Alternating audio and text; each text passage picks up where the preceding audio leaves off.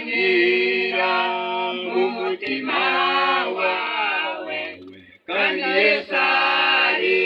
ukuragira agukiza byinshi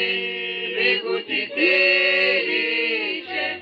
Yesu ni ufite urufunguzo rw'ibisaba Yesu ni ufite urufunguzo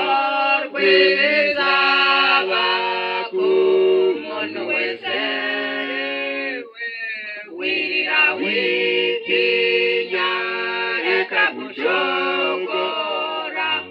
Yesu ni ufite urufunguzo rw'ibisaba